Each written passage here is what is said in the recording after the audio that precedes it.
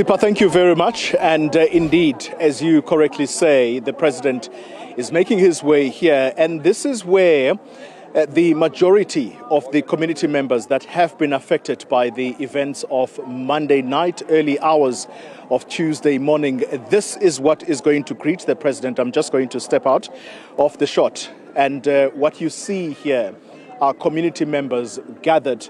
I wanted for Max to show you. Max is the colleague behind the camera. He is going to show you what looks like a soup kitchen, a mobile soup kitchen. This is where the children are playing. And I suppose that those are the most important members of the community, along with the elderly that have been affected. These are the most vulnerable of our society, and therefore the fact that they're playing around like that, you want to hear these little voices, you want to hear them playing around, scream as much as they can, so that life is somewhat normal in their eyes as is possible.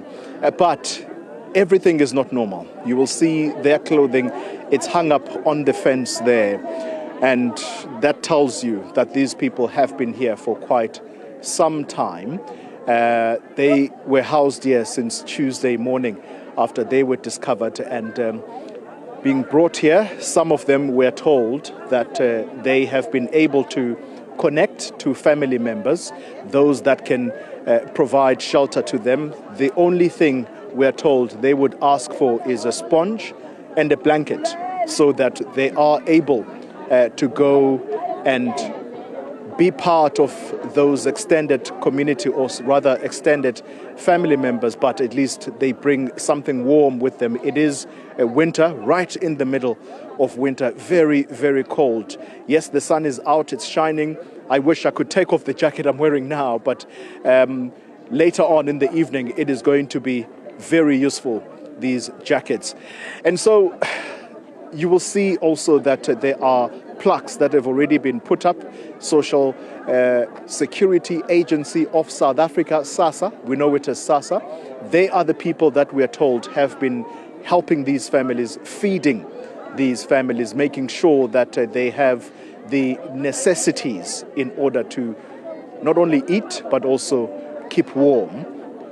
There are mobile clinics as well. Max is going to show you that in a moment. The mobile clinics, very important because there will be those that need some medical attention. And so that is on hand.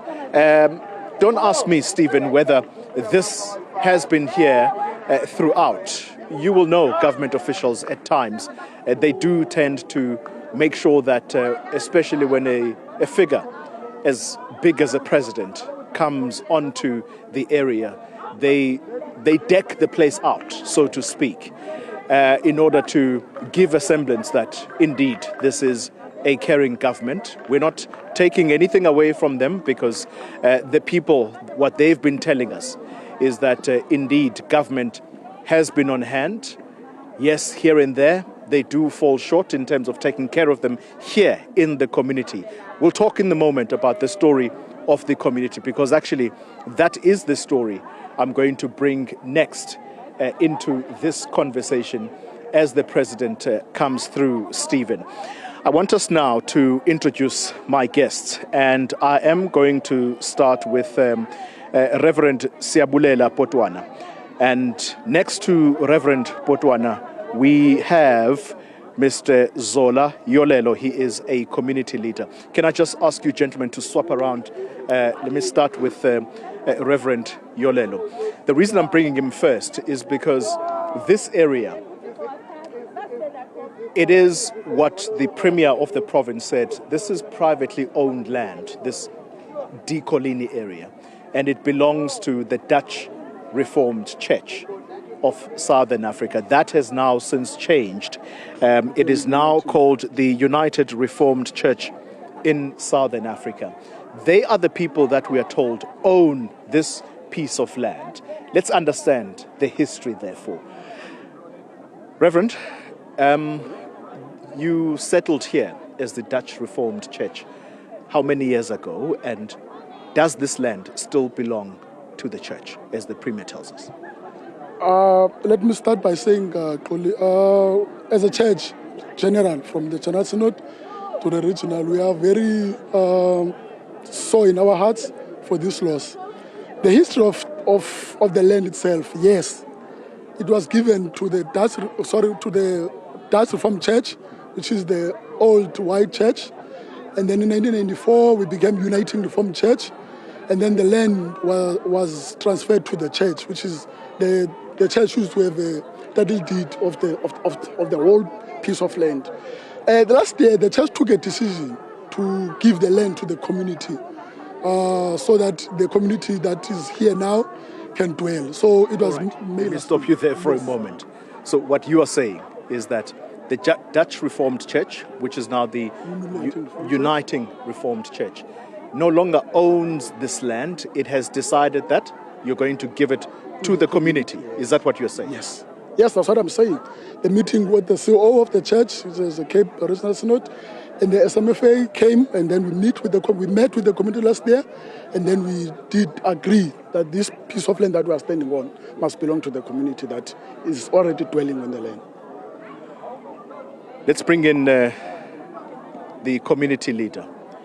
Bao, you are hearing what the Dutch Reformed Church is saying now, the Uniting Reformed Church. Mr. Yolelo, as a community, when the Premier says the land is privately owned and therefore they can't do much in terms of services for people, are you saying now, or what would you say to the Premier when that information, as we're hearing it, now comes out? Thank you, sir. The story of the Premier is not balancing. He has been given one-sided story. He didn't consult the church. He didn't consult the community. I'm agreeing and witness what the Reverend is saying. The church is no longer here. The land has been donated by the church to the community. The problem is that the municipality, whom I think gave the Premier that briefing, is having a distance between us. Those guys from the municipality are not getting in here. They do not visit us, which is the first of its kind to see the full blow office of the executive mayor here, because there was a premier, there was the provincial executive of government. So we saw them. All along, they don't want to visit us, they don't want to engage us. That is why they are not aware that there is no dispute anymore on this land.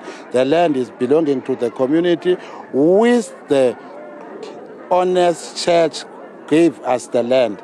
It was not forced to do so. The church gave us the land in good faith. So they cannot know that because they are far away from the community as this municipality. Now they misled the Premier.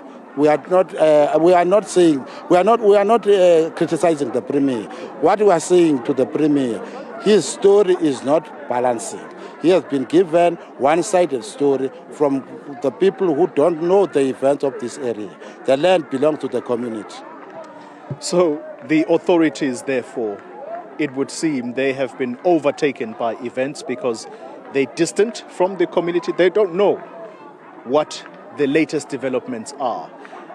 Be that as it may, Mr. Yolelo, what happened here that day, there is the indication, or at least there is talk, that the community, this area, and government developing it may have problems doing that because it's on a flood line or it is in a floodplain. How do you respond to that? Do you think that what happened on Tuesday was a freak accident, something that was just abnormal? Or is it something that normally occurs in this community that actually people have to be moved here, they can't be settled here? Because that's partly what Oscar Mabuyane seems to suggest, that the area is too risky for people. If something like that could happen, surely it would be irresponsible for them as government to settle people here. Thank you. No, we usually have the floods here, but the floods only come if the rain rains day and night for 10 to 14 days, not in hours. We have a great concern about these floods. We are not disputing the scientific report, but I'm urging the Premier to go investigate what happened on that particular night in the Mthatha Dam. Because as a community, we suspect something happened there. There was a blast. Where was that blast coming from? So the Premier must go there and find out what happened in that particular night for the people of this area to be overcrowded by the water all of a sudden. That is an hours, not even a full day, 2 days, 3 days. So we are very concerned about that. So we are not agreeing that these are the floods. We are saying there is a human error from the dam. So the Premier must certify himself with the investigation to the dam. What happened on that particular night on the Mthatha Dam? Ibao, we are wondering what you are saying now. That's a shocker, because all along we have a story that says there were floods here. You are suggesting that the Mthatha Dam, something may have occurred there, which then resulted in this area being blanketed. In fact, as we talk, the President is here. Let's open up a bit here so that we continue our conversation. And there is the President. As you see him come along, in fact, I'd like for us to face him together. What are you going to tell the President? I'm going to tell the President, I'm going to ask the Premier. There, he's looking. There's the President. I'm going to ask the President, I'm going to ask the Premier to go and investigate on that particular night at the Mthatha Dam what happened, because we usually have the floods, but the floods only come to the surface only after 10 to 14 days of the rain. This rain was only hours, not even a full day. So we are suspicious something happened on the Mthatha Dam. That's very interesting. Where do you get that information that something happened at the Mthatha Dam? From the community who are staying here. Others were saying the massive of water was coming from the direction of Mthatha Dam up there. And then what makes us suspicious? Why the up areas where this river is coming from were not having the floods? Why the floods are on this surface? Because from the upper areas, there were no floods where the river is coming from. Yes. So we are suspecting that something should be done and check what really happened at that particular morning or particular night in the Mthatha Dam.